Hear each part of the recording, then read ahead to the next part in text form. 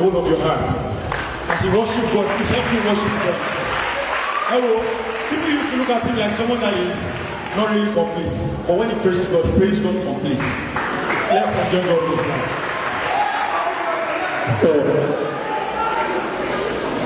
Mami, kasi dadu. Obe kwe meni ya pape wo. Omo. Odi kodi. Omo. Èyí tí ẹ mọ̀ pé owó yín tí ẹ mọ̀ pé yín náà lógo lò. Ẹ pa àtẹ̀wọ́ fún arúgbó ìgbàanì. Àwọn olùkọ́ sọ pé ọ̀rọ̀ ìjọba wọ́n wà lọ́wọ́.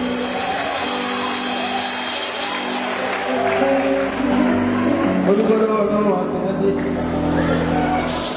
Olùkọ́dọ̀ ọlọ́run fún ọ̀rọ̀ ẹ̀dẹ́gbẹ́ ní náà nígbà. Hallelujah. Ẹgbẹ́ mi èyí tí ẹ mọ̀ pé wíwà láyé yín lónìí kìí ṣe agbára yín kìí ṣe bí màá ṣe ẹ dìde bẹ̀ ẹ pariwo